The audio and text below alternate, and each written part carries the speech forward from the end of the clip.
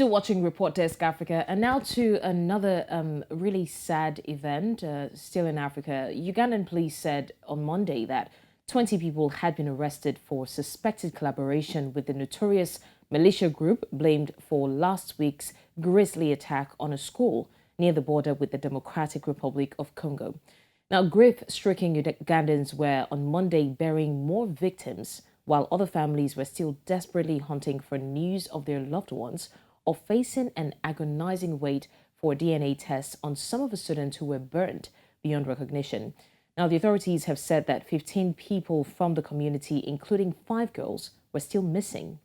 We'll take a look at this package put together by our news correspondent, Bettina Nwelih, and we'll talk about it on the back end. Do take a look. Ugandan soldiers have rescued 3 of 6 students who were kidnapped by Allied Democratic Forces gunmen when they stormed a school in the west of the country last week and massacred 42 people, mostly young students. The school is trying to harmonize with the team of investigators the actual, based on the list of enrollment in the school, so that we can get the actual numbers. The school had enrolled how many students? Because there are those who are saying there were about 54, others are saying 64. Parents have feared, even staff have feared, students have feared, because even when you get the clips that are moving around, it is as if these bad elements, the terrorists, are targeting institutions, are targeting communities where people are living together. And when it comes to schools, it becomes a very, very key target, and it is a soft ground. Victims were hacked, shot, and burned in the late-night raid on Lubiriha Secondary School in Mpondwe, which lies less than 2 kilometers from the border with the Democratic Republic of Congo. Ugandan authorities have blamed the Allied Democratic Forces, a militia based in DR Congo, and are pursuing the attackers who fled back towards the border with 6 abductees.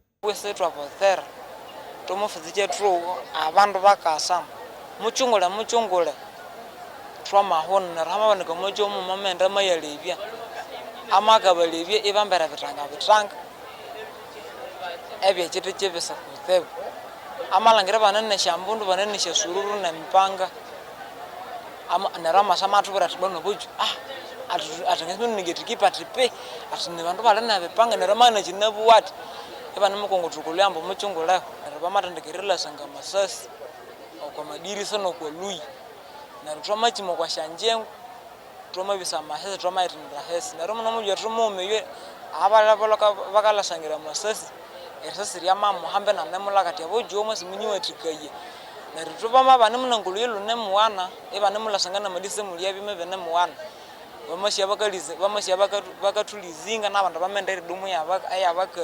Attacks in Uganda are rare, but in June 1998, 80 students were burnt to death in their dormitories in an ADF raid on Kichwamba Technical Institute near the DR Congo border. With more than 100 students abducted, the attack was the deadliest in Uganda since 2010, when 76 people were killed in twin bombings in Kampala by the Somalia-based group Al-Shabaab.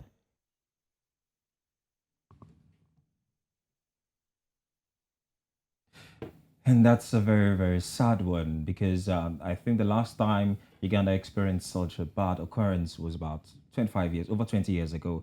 And we're going to be joined in the course of the show by Osisiogu Osikenyi, who is the president of the All African Students Union, who actually visited Uganda recently, and he just came back into the country. He would have been a very good, the best person to actually help us understand what the situation is there. But well, I think hopefully we can get him before the show ends. But in the meantime, we have Dapo still on standby to help us discuss this development too. Dapo, thank you for staying with us. Thank you for having me. Blessings, as always. Dapo, it's not the first time we're hearing acts of terrorism. Yeah, maybe not so much in Uganda, but of course in neighboring countries like DR Congo, and of course Rwanda and other neighboring countries. Nigeria. And even Nigeria, you understand me. But this is a very, very sad one. According to the information that we have, over 40 people have been killed, 20 of those students macheted, 17 burnt alive, two storekeepers were killed, one maimed, over 17 already injured, and they're saying this is the Allied Democratic Forces. And if we could remember, these forces were created in the same Uganda, but they were chased out in about 2010 when they were overpowered and they relocated to DR Congo. But now they're coming to stage an attack again. Yeah, they're trying to stage an attack here again. I want to believe we have our guest now. Okay, so thank you for joining us. Let's quickly just get a view of what you met on ground when you visited Uganda. Yeah, thank you very much. My name is Osikenyi. So it was on Friday while we were in Addis Ababa celebrating the Africa Students' Day. And then we got this sad news about the cowardly act of attack on a school in a place called Kasese, very close to the border in western Uganda. And of course, these guys targeted a school and woke them up in the night, burnt down the hostel, and in the process, killing a security guard and other 2 community members. So from what we met on ground, we tried accessing the secondary school where this happened, but of course, as is customary, the Uganda Defense Forces have cordoned off the place for investigation. We also understand they have chased, because about 6 students were also abducted after the killing, those who tried to escape from the hostel. But so far, yesterday evening, when I was with the Member of Parliament representing Kasese, Western Uganda, he confirmed that 3 of them have been, they have actually recovered 3 of them from the abductors, from the APF forces, and also going for the remaining 3 who were abducted. For the fact I know that Uganda for Defense Forces were taken unawares, being over 10 years, where they felt that these APF forces have been subdued, and of course they have gone into eastern Congo, where they have been operating from. So I mean, it's very, very sad and unfortunate that these guys would always find campuses as top targets to express their grievances. And that for us from the All African Students Union, that is our own very, very huge disappointment, apart from the fact that human lives are lost, over 40 human lives, of course, for no reason. Young people, roasted like that because of people who have grievances to express, who could have done so via other means without taking life, and more so that of students and young people. Osisiogu, while you were there, was there any reason raised maybe by the government as to why these children were targeted? It's an unthinkable situation, the carnage. Was there a reason why the target was at the children? Because sources say that the authorities actually had intelligence reports that these guys had been at the border 2 days before the attack. Yes. For instance, these ADF forces, even after 1998, we understand they had been there since early 90s, regrouping themselves, especially from northern Uganda, agitating for power, taking over power from the present government who came to power in January 1986, under the leadership of Yoweri Museveni. And of course, they were overpowered. They ran away from northern Uganda and they relocated to western Uganda and by extension entered Congo. They have actually done such a mayhem, which I understand the numbers were much more at about 20-something years ago. But again, this campus is about a secondary school. In fact, it's 30 kilometers away from Kasese, which is the next major town. So my team found time to engage the Member of Parliament representing that area. When we tried to travel to Kasese, and we are told that the Uganda UDP cannot allow us just for the day. So we decided to meet as many people as possible. So for them, the people want to they want to be heard. For a long time, the APF has not been, they have made alliance with ISIS and all of that. They have remained suppressed in Eastern Congo, of course, unable to operate in Congo because they don't have preferences with Congo government. The over 2 decades grievance has been with the government with the government of Uganda. So this coming to attack is just to make themselves known once again, and also bringing and don't also forget conversations about the next election of Uganda. Right. Also coming up for 2026. Right. So I think that is what. Okay, thanks, Osisiogu, for that update, and I'm glad that you're safe. Dapo, I'll just quickly like to ask you, what do you think about this target on children and children in school, with a continent that grapples with a high number of out-of-school children? Why do you think we still see a recurrence of children being attacked in school? This is not the first time. We're talking about attacks across the African continent. Look at the Chibok girls, for example. A lot of them have not even been found, and this has instilled fear in both the parents and the children themselves. What do you have to say about that? Well, first and foremost, I would like to say that these attacks are highly condemnable. They are inhumane, they are sad, and of course, extremely draconian. You would also want to look at why attack schools? Why attack children? Why go after, the future of tomorrow, right? The leaders of tomorrow, sorry. It's really, really sad. But again, you would also want to look at the ideology of some of these groups.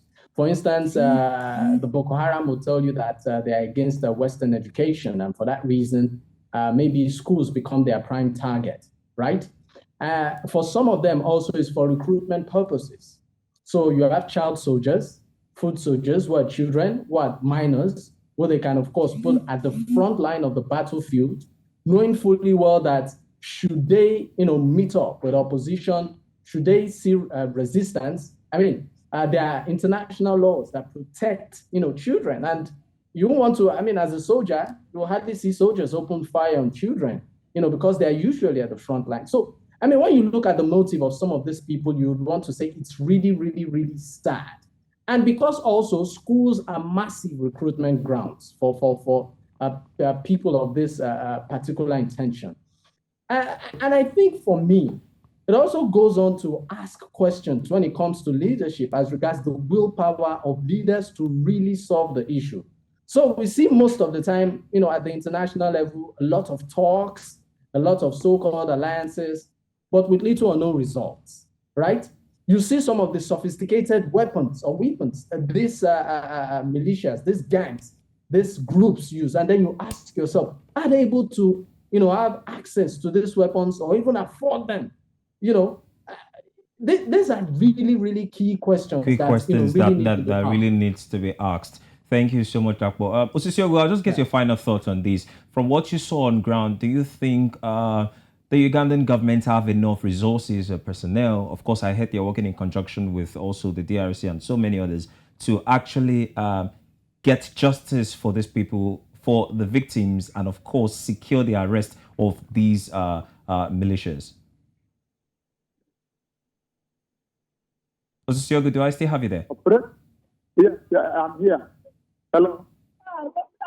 Hello? Yes, I can hear you. These guys have actually been suppressed, and they have actually not been operating for some time. They have been hiding in eastern Congo. This attack, out of the 6 children that were abducted, 3 of them have been recovered by the Ugandan Defense Forces. And most of them, and the other 3 are also meant to be, gotten. I don't know how many of the terrorists that have been killed or captured. I think that is also the exclusive preserve of the military of Uganda to stay.